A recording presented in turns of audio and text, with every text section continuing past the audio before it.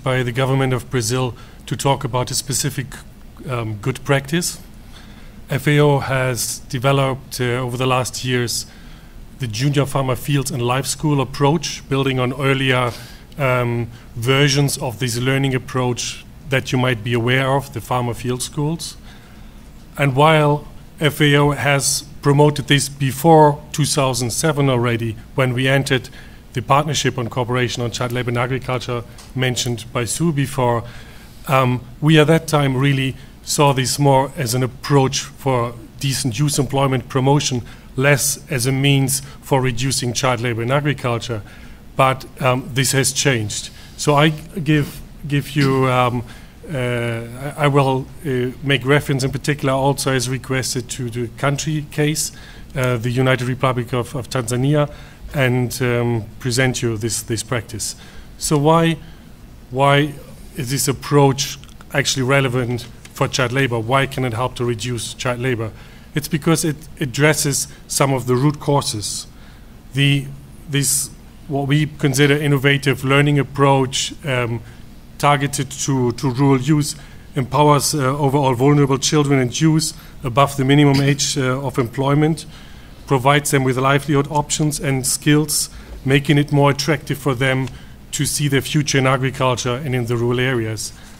And one of the root causes, as we have also heard again and again today, is rural poverty, family poverty, and graduates of junior farmer fields and life schools have better income. They are more organized in youth organizations that they might form themselves in, being now member of larger cooperatives. It promotes natural resource management. It also enhances the enabling environment in which they live and work by establishing partnership links to local government, by being better linked to the market, by having more understanding of who they can partner with. It also addresses one of the causes of child labor, that is that education is often not perceived as being of good quality, or maybe it's in some rural areas, like Eilish was referring to, not even accessible and available. But also a lot of agricultural communities find that the curriculums are not really relevant to their lifestyles and to their agricultural practices. This gap is filled to some extent by these junior farmer field and life schools, which provides a mix of skills with regard to agricultural skills, life skills, and business skills. And this is a skill mix that is relevant to them, and where parents and guardians also perceive this kind of training is needed, and I'm supporting my children to attend those junior farmer field and life schools. Another root cause for child labor is the difficult situation of school to work transition. You finish school, but you don't have work. So it creates opportunities, it gives ideas, it helps to identify agricultural value chains where there are business opportunities, be it in self-employment or be it as entrepreneurs, be it as wage laborers. Also, another root cause that we've heard a lot about is the hazardous work and the hazardous nature of agriculture. The pesticide issue was mentioned before. The junior farmer field and life schools promotes safe agricultural practices by, for example, using integrated pest management, so explicitly not using any pesticides, fungicides, insecticides, but promoting practices that are safe. Why is it relevant in countries such as Tanzania? We have a high youth population in Tanzania. 2/3 of the total population is below 25 years. The majority of them live in local areas. Like other countries, the elimination of child labor has not yet been achieved, while at the same time there are limited opportunities for rural youth. So we have child labor on the one side in agriculture, and unemployment of youth and underemployment of youth at the same time. According to national statistics, 81% of all children of the age of 5 to 14 who undertake economic activities are in agriculture. So that means agriculture and rural areas are important for governments, for civil society, for employers, for workers, for producers' organizations to look at, to help create decent living in this area. And that is the background against which we are promoting junior farmer field and life schools. Typical challenges undermining decent rural employment in Tanzania, but certainly also typical for other countries, is there is youth often lack basic education, business and technical skills. There is very limited access and control over productive resources, like, for example, land, finance, capital. Access to markets and to extension services is very limited. Public extension services have declined over the decades.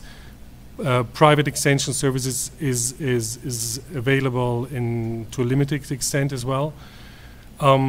Children often lack role models making a decent living in rural areas, and they also lack access to quality education opportunities. As a result, children and youth are often not attracted to future employment in agriculture. And by having approaches in place like junior farmer field and life schools, and there are certainly many others that have similar objectives, we hope to turn this situation around. So how does the approach look like? Looking at the top right part, the learning aspect, it enhances agro skills when youth above the minimum age for employment participate in regular meetings, typically along the crop cycle, depending on what kind of business or crop they choose to learn about. It helps, they learn how to analyze agro-ecosystems. They learn about particular good agricultural practices.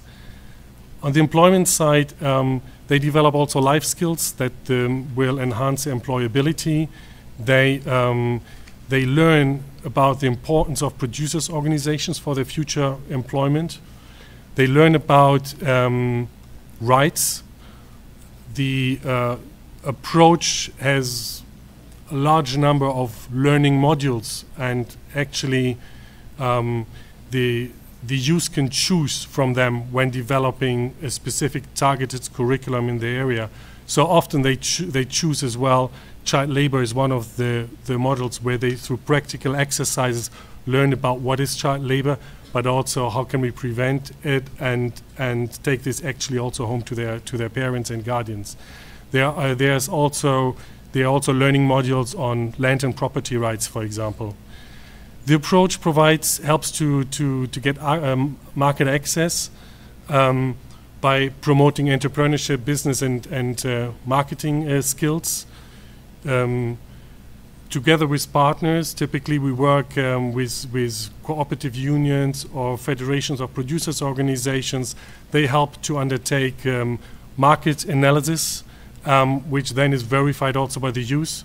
The approach also works with local government, with financial service providers to facilitate access to credit and to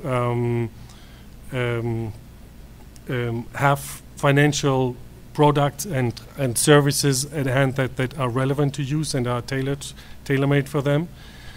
The approach is not an FAO approach, but we look for institutionalization. So meaning we work with those, for example, unions that I mentioned before, in building their organizational capacity to run junior farmer field schools in rural areas. We work with governments at the local level, the regional, the provincial level, the national level, to promote national ownership, so that our role is really only to plant the seed, but that then this could be taken up by these organizations, entrenching it into national agricultural programs, for example. The design of the approach is very flexible and is always tailored to the local context. The curricula are always adapted to the local context. So we run training of trainer workshops. which already are targeted to that specific agroecological zone and to value chains that have prospects in the area, while when this is applied at the local level and 20 youths actually run a junior farmer field and life school, they again choose more specifically what their curriculum looks like. So it's very, very flexible. So in the case of Tanzania, typically a market analysis and appropriate agri-value chain was chosen to be undertaken. Integrated pest management as is being promoted at a large scale. So and also the child labor prevention module that looks into occupational safety and health, that builds underlines the importance of education through a self-reflection process. Gender are typical examples of what they're choosing. Time is running out. I will not go into lesson examples, but what's important to say is that it's about agricultural skills, life skills, and business skills, and specific learning elements that are taught. I mentioned training of trainers. This is the approach that we follow. For every one youth trainer that we train, on average, they train 20 youth in communities. This is an example of one graduate of a junior farmer field and life school who, following the initial training, mobilized 20 local unemployed youth and helping them and successfully running now an organic agriculture business. I mentioned the importance of partnerships. Here are the Tanzania Federation of Cooperatives and KUSA in Zanzibar as core partners, but we also collaborate with government at various levels. I want to give the examples of Adam, who mobilized 150 young men and women in his village when coming back from the training. They formed what they call a youth union afterwards. They discussed about access to land and got 300 acres of land assigned and started on a large scale this youth union, which is very successful and recognized. So that underlines the importance of the facilitation of partnerships, that really the different elements have to come together, where government provides the access to land and the other service providers provide access to finance and so forth. So I think that's an important message. It's not only about teaching, but it's the partnerships and the enabling environment. JFFLS has been now introduced into 17 countries. More than 2,000 trainers been trained. More than 25,000 young people graduated from it. To conclude, junior farmer fields and life schools empower vulnerable children and youth to provide them with livelihood options and skills. It engages government and agricultural producer organizations in child labor prevention and youth employment promotion. But overall, in the context also of this important conference, it's only one example of how agricultural programs and actions can contribute to reducing child labor in agriculture. There are so many areas where we have realized agricultural organizations, and when I say this, I mean ministries of agricultures, agricultural producers organizations, agricultural worker organizations, agricultural research institutes. There's so much they can bring to the table when it comes to reducing child labor in agriculture, and that has not been systematically been followed up. If agricultural policies and programs would be child labor smart, then irrigation programs would be designed differently. They would not create more child labor. Then food security programs could be designed in a way that they not only target food insecure, but in particular those households which make use of child labor or which are at risk of child labor. Then we would be able to much more actively promote labor-saving technologies. When promoting safe agricultural practices, exposure of children to pesticides could be much more effectively been included in broader approaches to awareness raising on pesticides. Those are just a few examples. Since 2007, FAO has worked a lot on it, and I invite you to, together with partners like the IUF, like the ILO, of course, like national producers organizations, the national level, IFAD. A lot of our work is available on the FAO ILO org website, and soon on the new website mentioned by Sue before, and some publications are also available in the room. Thank you so much. This is so beautiful. It's all about operationalization of our nice words. And we will hear more about best practices. I give the floor to Irene Schore.